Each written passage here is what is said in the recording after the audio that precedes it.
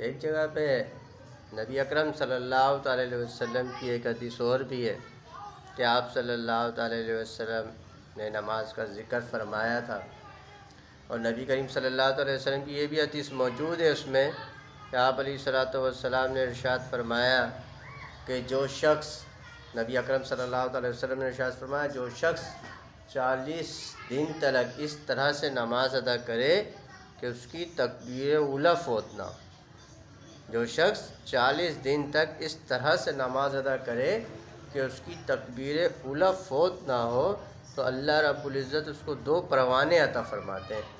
وہ 2 پروانے کیا ہیں؟ ایک جہنم سے چھٹکارے کا، دوسرا نفاق سے بری۔ تو یہ کتنی زبردست بات ہے بھئی، آپ صلی اللہ تعالیٰ وسلم کی اس حدیث میں آپ صلی اللہ تعالیٰ وسلم نے کتنی اچھی خوشخبری سنائی ہے کہ جو شخص 40 دن کیا ہے بھئی، اللہ کے راستے میں جاتے ہیں، 4 مہینے لگاتے ہیں، 4 مہینے میں 40 دن کتنی بار ہوں گے؟ 3 بار ہوں گے، ہے نا؟ 3 بار 40 دن آئیں گے، اور وہ کتنی بار اس کو پروانے مل گئے؟ اور جو شخص خوش نصیب شخص تو وہ ہے کہ جس کی تکبیر اولیٰ کبھی فوت ہی نہیں ہوتی۔ تکبیر اولیٰ جن لوگوں کی فوت نہیں ہوتی وہ کتنے خوش نصیب لوگ ہیں۔ تو اسی کا ذکر جو ہے نا یہاں پہ نبی علیہ الصلوۃ والسلام نے ارشاد فرمایا ہے آپ صلی اللہ تعالیٰ علیہ وسلم نے کہ اللہ پاک 40 دن میں 2 پروانے عطا کر رہے، لیکن جو زندگی بھر تکبیر اولیٰ فوت نہیں کرے اس کو کتنے پروانے مل جائیں گے؟ اور پروانے بھی کیسے؟ جہنم سے آزادی۔ پوری زندگی بندہ یہی محنت اور یہی شوق رکھتا ہے اور یہی کوشش کرتا ہے نا کہ بھئی میں جہنم سے مجھے چھٹکارا مل جائے۔ تو آپ صلی اللہ تعالی علیہ وسلم نے تو یہاں پہ یہ بھی سمجھا دیا۔ پھر نبی علیہ الصلوۃ والسلام کی ایک اور حدیث ہے کہ نبی علیہ الصلوۃ والسلام نے ارشاد فرمایا، نبی اکرم صلی اللہ تعالی وسلم ارشاد فرماتے ہیں کہ 2 آدمیوں کی جماعت کی نماز اللہ رب العزت کے نزدیک الگ الگ علیحدہ آدمیوں سے افضل کیا ہے کہ 2 آدمیوں کی جماعت کی نماز یعنی جماعت سے پڑھ لینا، علیحدہ جو پڑھ لیں اس سے افضل ہے۔ اسی طریقے سے 4 آدمیوں کی نماز 2 آدمیوں سے افضل ہے۔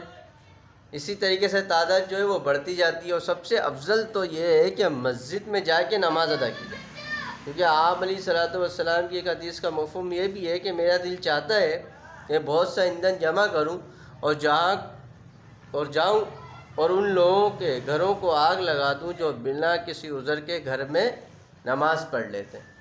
تو نماز جو ہے بھائی وہ مسجد میں ادا کیا جائے، یہ حق ہے کہ مسجد میں جا کر جماعت کے ساتھ نماز پڑھنا یہ افضل ہے، بہتر ہے کہ نماز تو ہم پڑھ لیں، لیکن کیا ہے کہ نماز جو ہے ہم وہ مسجد میں جا کر ادا نہیں کر رہے، اور جو نا لوگ دکانوں میں، بازاروں میں، مارکیٹوں میں، الگ الگ جگہوں پہ جیسے مل کے پڑھ لے رہے، تو اسی کو نقل کیا گیا ہے۔ اس حدیث میں یہی بات آپ صلی اللہ علیہ وسلم سمجھا رہے ہیں کہ علیحدہ نماز سے بہتر ہے کہ جماعت سے نماز پڑھی جائے، اور اول یہ کہ نماز جو ہے وہ مسجد میں جا کر ادا کی جائے۔ تو بھئی ہم سب سیکھنے والے ہیں، سیکھتے رہیں گے، کرتے رہیں گے، عمل میں لاتے رہیں گے، انشاءاللہ العزیز نمازیں ہماری اچھی ہو جائیں گی اور صحیح ہو جائیں گی۔ تو اس کے لیے کوشش کرنے کی ضرورت ہے، فکر کرنے کی ضرورت ہے۔ اور آپ صلی اللہ علیہ وسلم کی تو قربان جائیں، آپ صلی اللہ علیہ وسلم نے مختلف مقامات پر مختلف طریقوں سے اور مختلف انداز سے امت کی رہنمائی فرمائی ہے، اور بڑے پیارے طریقے سے مثالیں دے کے سمجھائیں۔ ایک حدیث میں آتا ہے نا کہ نبی علیہ الصلوۃ والسلام جو ہے وہ اس میں نہر کی مثال دے کے سمجھا رہے کہ کسی کے دروازے پہ نہر کا پانی جاری ہو، یہ حدیث میں موجود ہے۔ تو ابھی تو میں اس کی بات کر رہا تھا۔ تو بھئی یہ جو 2 پروانے مل جاتے ہیں، یہ ایک حدیث موجود ہے آپ صلی اللہ علیہ وسلم کے ارشاد مبارک ہے، اور آپ صلی اللہ علیہ وسلم نے جو ارشاد کیے ہیں وہ ارشاد ہمارے لیے کافی ہیں۔ ایک حدیث بھی کافی تھی۔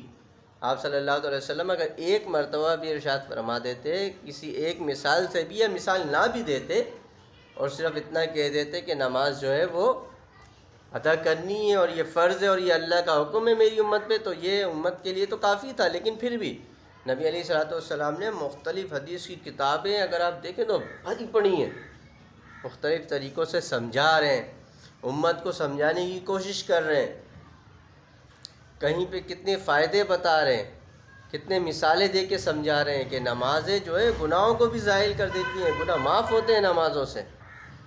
بھئی اس کو سیکھنے کی، اس کو عمل کرنے کی ضرورت ہے، اس پہ فکر کرنے کی ضرورت ہے کہ ہمارے جو ہے آج جو ہے اللہ معاف کرے ہم کہاں جا رہے ہیں؟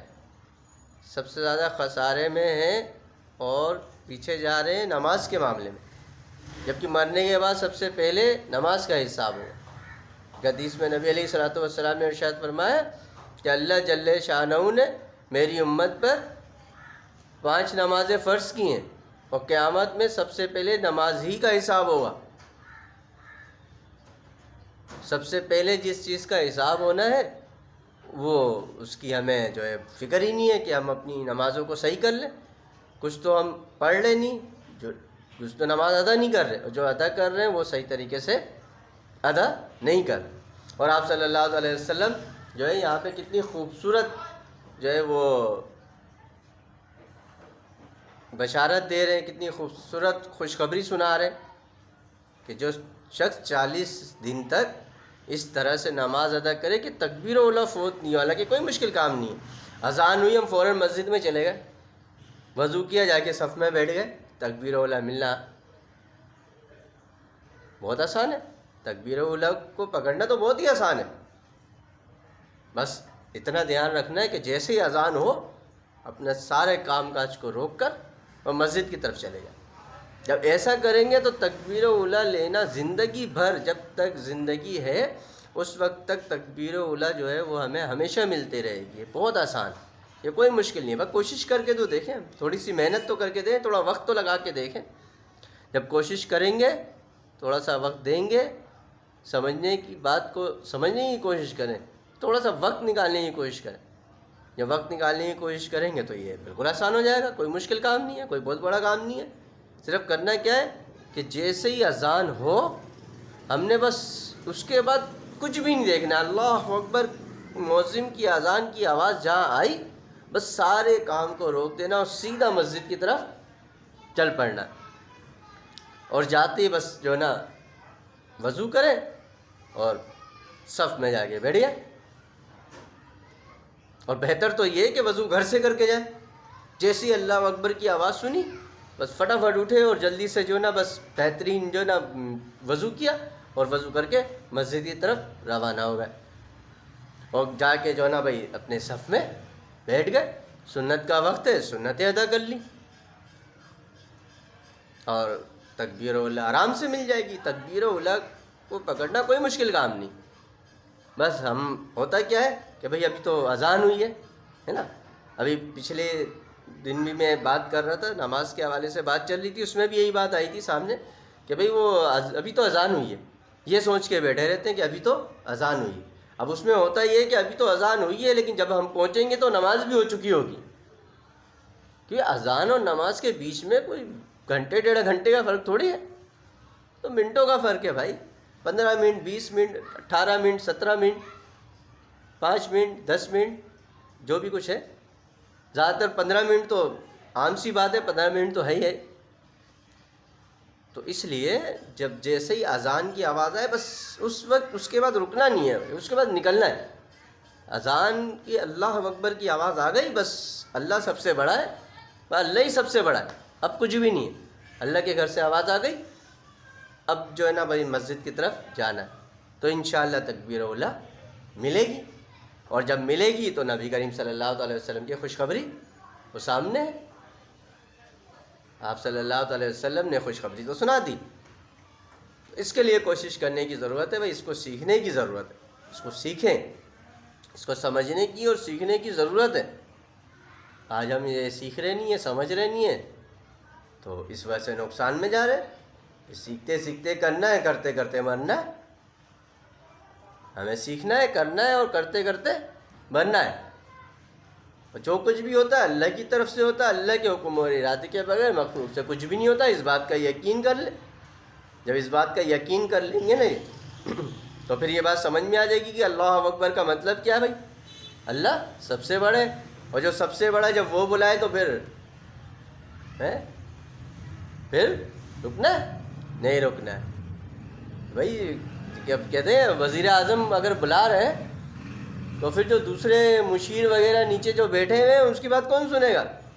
نہیں بھائی، مجھے تو وزیر اعظم نے بلا لیا ڈائریکٹلی، بس جاؤ اس کے پاس۔ ہو تو بادشاہ، تو بادشاہوں کا بادشاہ ہے، جب اس نے بلایا تو پھر رکنا نہیں۔ اس بات کو سمجھ لیا جائے، اس بات کو سمجھنے کی کوشش کی جائے، تو پھر انشاءاللہ اللہ پاک